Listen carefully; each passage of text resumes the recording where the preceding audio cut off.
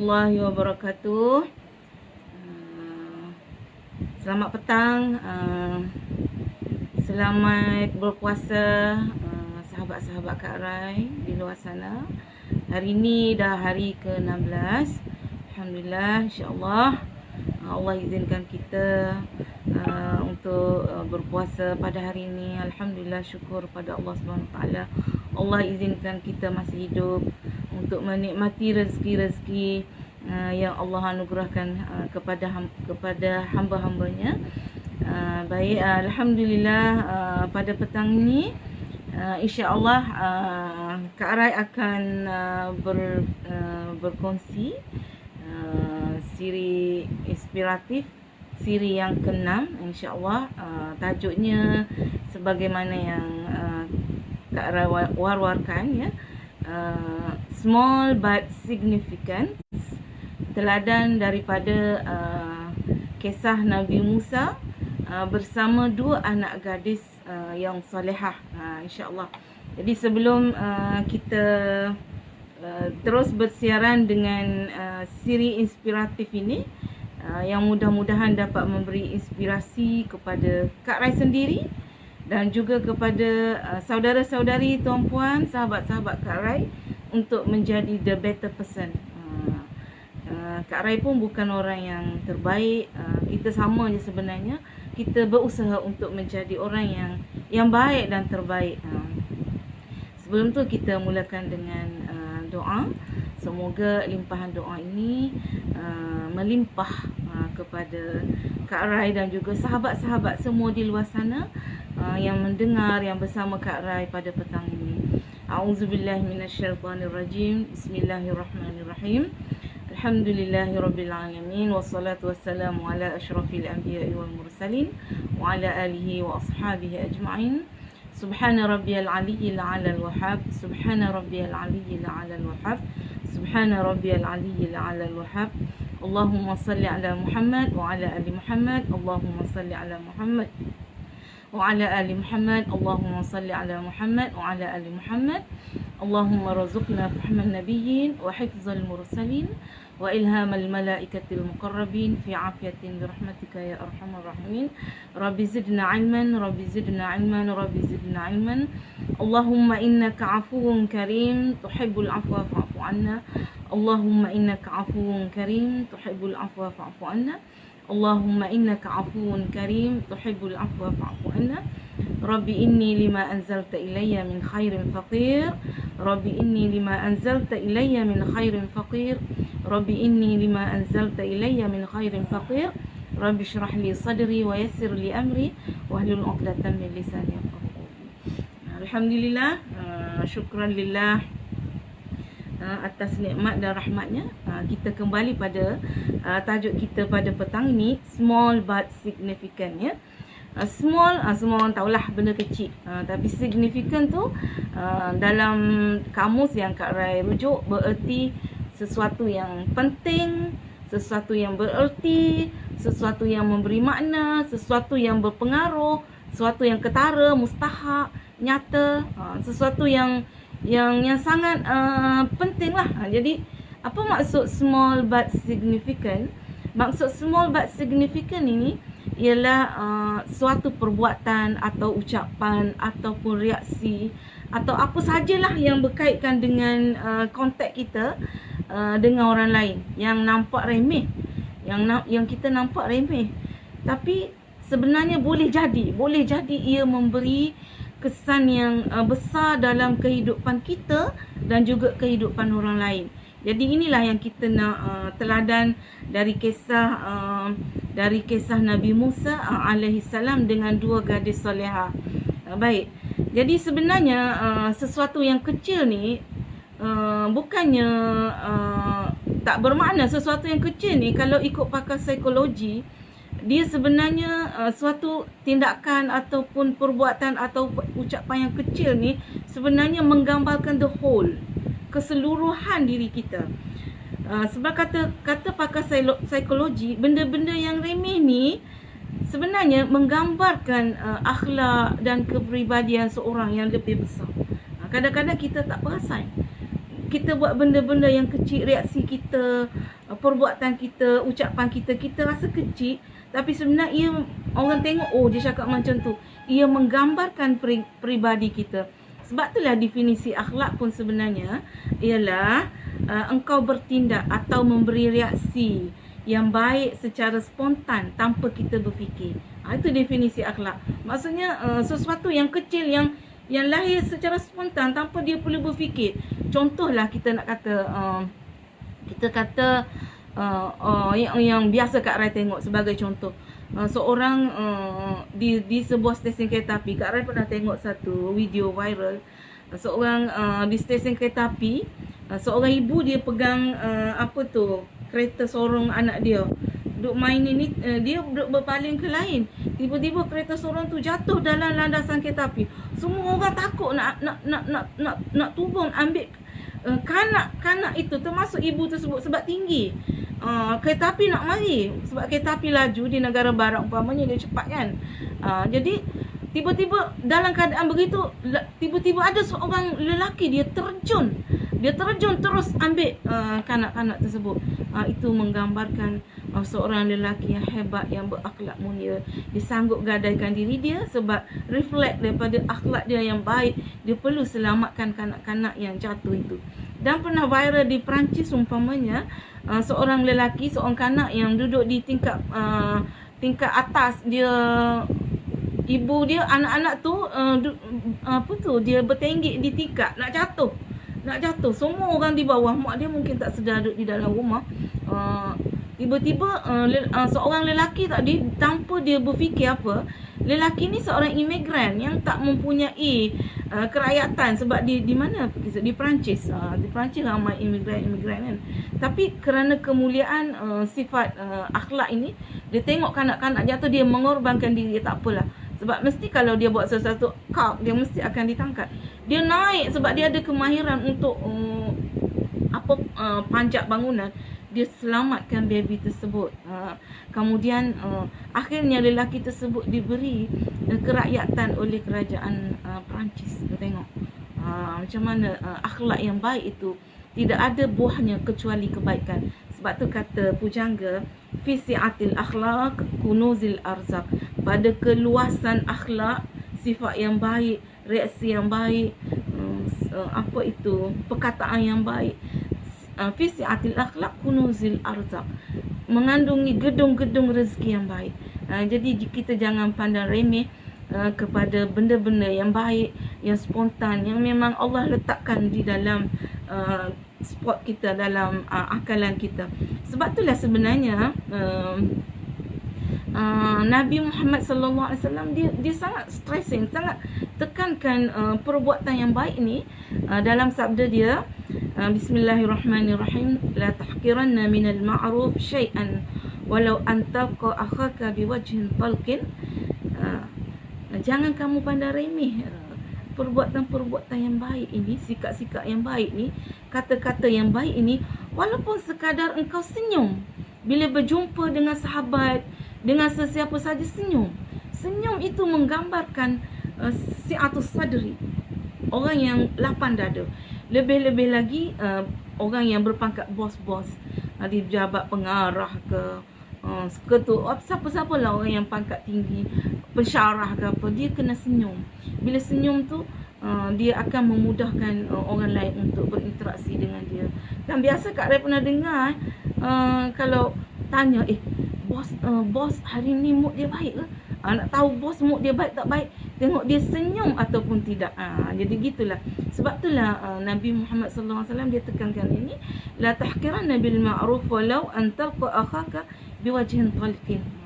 Dengan ni tindakan yang spontan macam yang dikempen dalam TV, tengok orang tua, orang perempuan, kalau lelaki muda, ladies first. Biarlah orang kata, Allah nak nunjuk, jangan fikirkan orang kata kat kita akhlak kita baik. Bila ada begini, gini. Masuk kat dapur, anak-anak semua yang pangkat anak-anak, tengok sampah di dapur. Tanpa perlu dah mak ayah suruh, sampah banyak ni. Itu gambaran benda-benda yang kecil ni sebenarnya menggambarkan the whole, kan? Macam suami kita, isteri kita, tanda cinta dia bukannya dia buat benda yang besar-besar pun kan. Tapi dia stay at home dengan kita. Itu tanda cinta lah tu. Nak pergi kerja buka pintu pagar, start kereta kita pagi-pagi, pastikan kereta kita tu tip top supaya isteri dia selamat dalam perjalanan. Itu lambang cinta lah kan. Bukan semesti nak beli gelang emas ke, nak beli bunga ke apa ke. Itu definisi cinta itu pun sebenarnya daripada benda-benda yang kecil-kecil. Kan? Okey. Baik sahabat-sahabat Kak Rai yang dikasihi, macam mana kita nak kaitkan small but significance dalam tajuk kita dengan kisah Nabi Musa alaihissalam. Jadi kita akan kupas sedikit kisah ini ya. Kisah ini Nabi Musa alaihissalam sebelum dia dilantik menjadi rasul kan, kan dia dipelihara oleh Firaun apa semua kan. Ada kisah-kisah yang panjang yang kita biasa dengar. Macam mana Nabi Musa ini sebenarnya dia adalah bangsa Israel, Bani Israel yang memang ditindas oleh bangsa Firaun, bangsa Qibti. Dan suatu hari Nabi Musa ini memang dia seorang yang sangat prihatin dengan bangsa dia. Dia hidup dalam dua dunia, satu dunia bangsawan, satu dunia yang dunia orang miskin, orang susah pun dia duduk juga sebab dia disusukan oleh ibu dia di kalangan keluarga rakyat marahin. Walaupun dia duduk di istana ya. Dan dia juga mendengar dan melihat situasi yang berlaku, di mana pada suatu hari berlaku pergaduhan antara dua orang lelaki, satu bangsa Qibti dan satu bangsa Israel. Dan memang well known bangsa Qibti, bangsa Firaun, memang mereka ini sangat zalim kepada Bani Israel ya. Sebab mereka rasa mereka ni bangsa yang hebat kan. Jadi bila bergaduh, dua orang ni dia tengok bangsa dia yang bergaduh tu dalam keadaan lemah, yang ni kuat. Jadi dia pun nak bantu kaum dia, sebab memang sudah well known bangsa Qibti ni memang mereka bersikap zalim. Jadi dia tumbuk lelaki Qibti tu nak tolong bangsa dia. Biasalah kan, tumbuk. Dia tak ada niat pun untuk membunuh sebenarnya ya. Dia tidak ada niat langsung untuk membunuh lelaki tersebut. Dan memang bila dia tumbuk itu lelaki itu terus mati. Sebenarnya itu takdir Allah Subhanahu Wa Taala. Dan itulah yang Nabi Musa kesal di padang mahsyar. Di padang mahsyar nanti pun Nabi Musa tidak dapat memberi syafaat uzma kepada umat manusia, sebab dia fikir dia malu di hadapan Allah Subhanahu Wa Taala. Dia takut sebab dia tumbuk lelaki itu mati. Sebenarnya lelaki itu memang nak mati dah. Takdir Allah, dia nak mati dah waktu itu. Jadi bila macam tu senyaplah, tak ada berita. Dia pun Nabi Musa istighfar. Kemudian berlaku satu lagi keesokan harinya, lelaki yang sama bergaduh dengan orang lain Qibti. Jadi bila bergaduh, Nabi Musa kata, lelaki ini ni perangai dia ni memang larawiyun, memang perangai buruk lah. Dia ni suka bergaduh. Dah tahu dia ni suka bergaduh. Dah tahu dia ni bukannya bukan apa, suka bergaduh. Jadi Nabi Musa pergi tu, jadi bila dia nak leraikan lelaki tadi tu, macam dia kata Nabi Musa nak bunuh dia. Dia kata, bukankah kamu nak bunuh saya lagi pada hari ini setelah kamu bunuh kemarin? Sebab kemarin pun heboh, orang duduk mencari siapakah lelaki yang membunuh Qibti ini. Jadi terkejut. Lepas tu berita itu tersebar. Lalu Nabi, seluruh town bandar Mesir itu tahulah, ini Musa ini. Dan lalu dibukakan kembali ingatan Firaun dan bangsa-bangsa Qibti bahawasanya akan lahir bangsa Bani Israel yang akan menggoncangkan kerajaan Firaun yang telah mereka lupa setelah mereka pelihara Nabi Musa ya. Nabi Musa dipelihara pada masa tu kan. Selamatnya Nabi Musa itu kerana diselamatkan oleh Asia, isteri Firaun tu kan. Baik, jadi bila timbul isu ni, inilah barangkali lelaki yang akan menghancurkan kerajaan Firaun. Jadi memang Nabi Musa ini dicari dan memang akhirnya seorang lelaki datang kepada Nabi Musa. Dia kata, waja'a rajulun min aqsal madinati yas'a qala ya Musa innal mal'u ya'tamiruna bik liyaqtuluka fakhruj inni laka minan nasihin.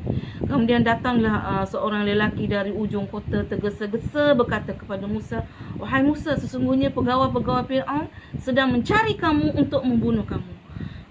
Masya Allah. Jadi dia tahulah Nabi Musa dia pun memang niat di dalam hati dia untuk membantu bangsa-bangsa dan kaum dia yang tertindas. Jadi kalau dia ditangkap pada waktu ini, dia mungkin tidak akan berjaya mencapai misi dan visi dia. Jadi dia pun terus yatarakkab.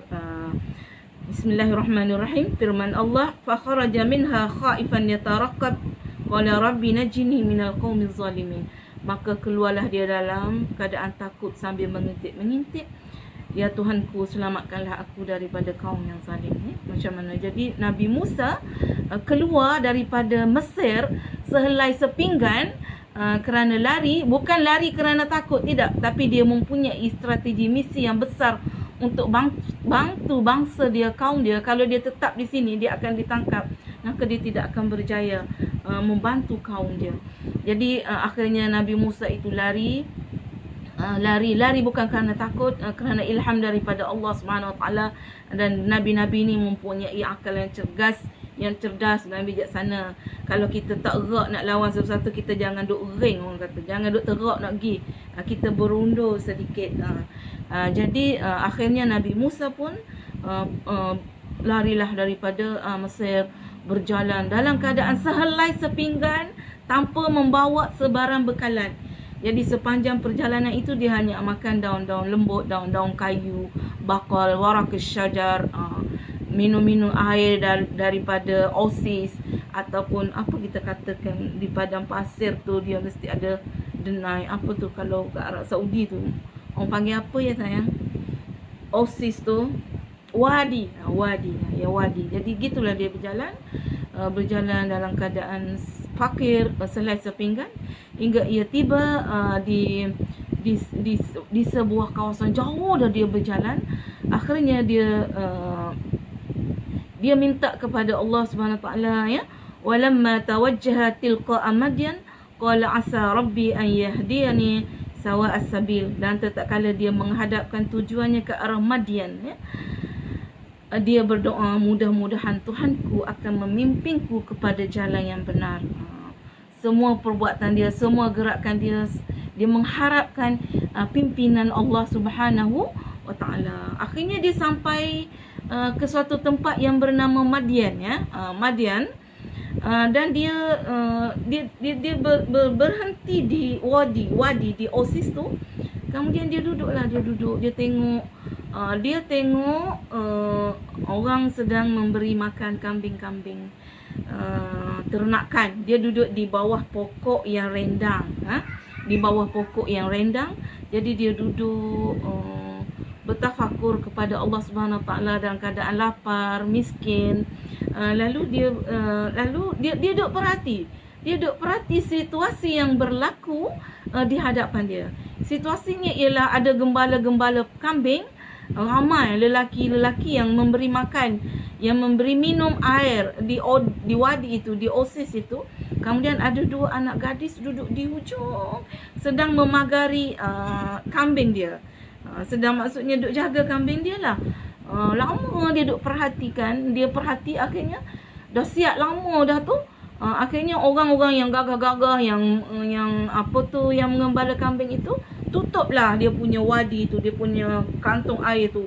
Besar batunya yang boleh dibawa oleh 10, yang batu itu hanya boleh diangkat oleh 10 orang lelaki. Dah tutup. Jadi orang tu dah balik dah, semua lelaki-lelaki yang mengembala kambing itu. Mereka ni tidak fikir ladies first lah, ya. Ada juga manusia yang macam tu, Tuhan memberi pengajaran. Lalu Lelaki itu balik, dah balik dah, kambing dia kenyang, tinggallah perempuan tu dia tutup balik. Dia tutup balik wadi tu. Kemudian perempuan tu, kambing-kambing dia pergilah makan air, bagi makan kambing dia daripada sisa-sisa air yang dilebihan daripada orang-orang tadi. Lalu Nabi Musa melihat itu, kesian timbul di dalam hati dia. Lalu dia pun melihat dua gadis solehah tu, dia pun pergi angkat dia punya penutup wadi air itu. Lalu dua gadis itu pun berterima kasih kepada dia, bagi minum. Kemudian terus balik. Bila dia balik, ayah dia kata, kenapa kamu berdua pulang awal hari ni?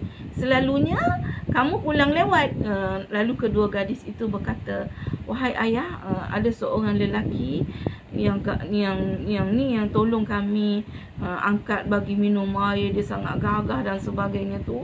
Dia ceritalah kepada ayah dia. Lepas tu dia kata, kesian saya tengok, saya tak pernah tengok dia mungkin musafir. Lepas tu bila dia cerita macam tu, ayah dia kata, okey, kamu pergi panggil lelaki itu. Datang ke rumah kita, aku nak memberi upah atas perbuatan yang baik yang dia berikan. Tengok tu, fi kunuzil akhlaq, fi si'atil akhlaq kunuzil arzaq. Pada keluasan budi pekerti itu gedung-gedung rezeki. Lalu dia pun pergi panggil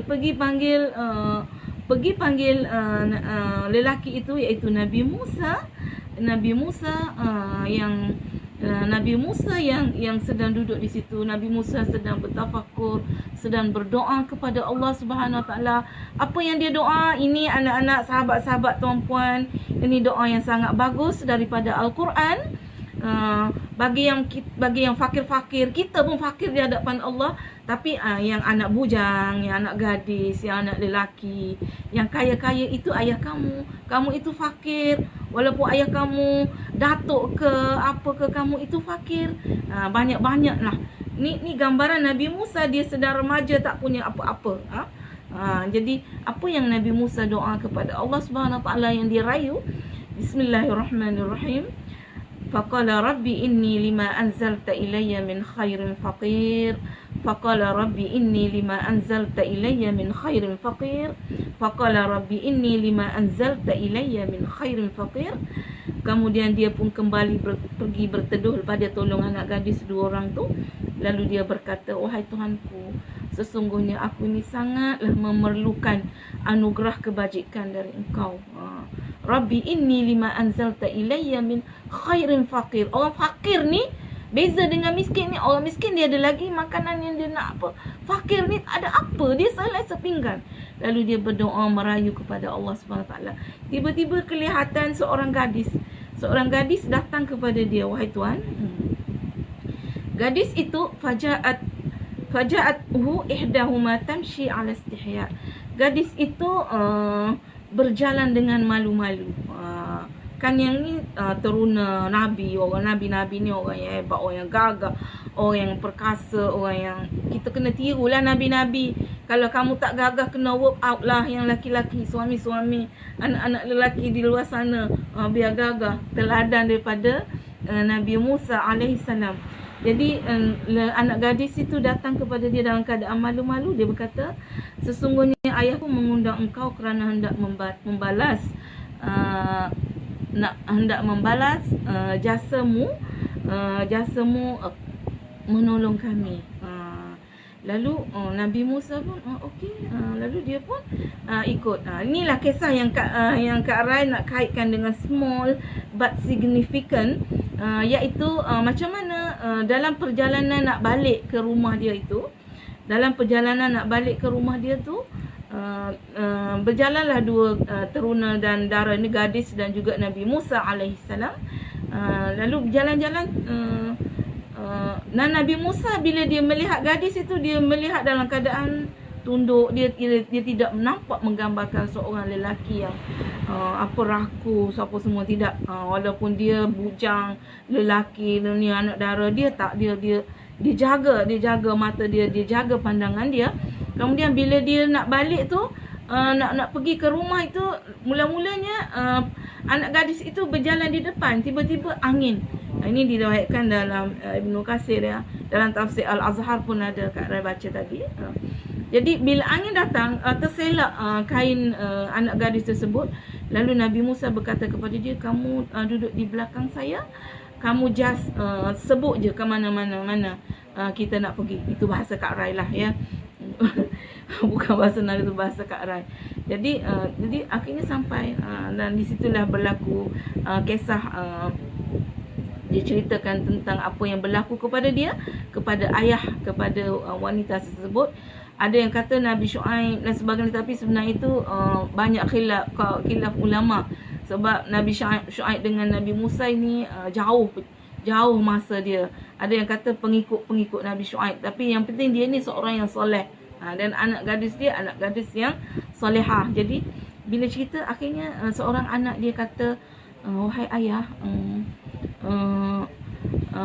dia kata, qalat ihdahuma ya abati ista'jirhu inna khaira man ista'jartal qawiyyul amin. Berkata salah seorang daripada kedua anak perempuan tu, wahai ayah, mintalah dia menerima upah dia ni pun sebatang kara dan sedang diburu dan sebagainya. Dia kata, mintalah dia menerima upah. Sesungguhnya orang yang paling baik untuk ayah beri upah, ayah ambil sebagai pembantu kita ialah orang yang kuat dan dipercayai. Tengok, small but significant. Macam mana dia tahu kuat? Memang dia tahu dah well known, sebab dia Nabi Musa boleh angkat penutup batu Oasis ni hanya boleh diangkat oleh 10 orang lelaki yang kuat-kuat. Itu tanda dia gagah. Sebab itulah sekali tumbuk je bangsa Kipti tu boleh mati. Itu pun dengan kehendak Allah SWT juga, dan memang bangsa Kipti tu dah nak mati. Kemudian paling amin, amanah. Macam mana gadis ini, ayah dia tanya, mana kamu tahu dia ini seorang yang amanah? Maka Nabi Musa, anak gadis tu pun menjawab, sebab dia tak tengok aurat saya, sebab dia jaga aurat saya. Itu sebenarnya sikap seorang lelaki. Dia kena jaga maruah orang perempuan, walaupun bukan adik-beradik dia apa semua itu.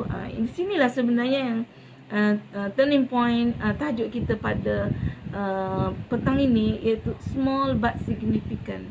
Benda-benda yang kecil ini menggambarkan the whole. Benda kecil tu sebenarnya menggambarkan kepribadian kita. Jadi kita sahutlah cabaran pesaranan Rasulullah SAW. Benda yang kecil lah, tahkiran Nabil Ma'ruf. Jangan kamu ambil pandang remeh dengan benda-benda yang kecil. Macam kita pergi Mekah. Macam mana kita duduk kalau Mekah, Madinah dalam Masjid Nabawi. Ada yang bawa air, padahal dekat je pun dengan kita. Dia ambil air ulur kat kita, nak bagi kita minum. Tu benda kecil, tapi sebenarnya pada pandangan Allah boleh jadi besar. Kan? Macam kita yang ittaqun nar walau bisyiqqatin min tamrin. Takutlah kamu kepada api neraka walaupun dengan memberi separuh biji tamar. Benda kecil separuh biji tamar. Kalau kita kat ni sekarang ni kat Malaysia pagi-pagi, mudah-mudahan insya-Allah habis PKP ni kita boleh pergi ke masjid. Bawa duit RM1 ke RM2 ke, setiap pagi pergi masjid tu, letak dalam tabung masjid. Itu boleh menjadi benteng kepada api neraka. Apatah lagi benda-benda yang besar-besar, walaupun benda yang kecil-kecil. Subuh-subuh hari pergi masjid, letak sedekah subuh. Niat. Kalaulah amal ini amal yang baik pada pandanganmu, kabulkanlah hajatku. Kan? Yang kita kata sedekah subuh itu boleh memberi efek yang besar, boleh makbulkan doa kita kepada Allah SWT. Dan lelaki-lelaki, percayalah, kita buat benda baik ini. Anak-anak di rumah, tolong mak basuh pinggan, tolong mak buang sampah. Masya Allah. Macam dulu-dulu kecil-kecil, dulu Kak Rais minta suami buang sampah. Tapi bila ada anak-anak dah besar, bila ada anak-anak daripada kecil, memang suruh mereka buang sampah.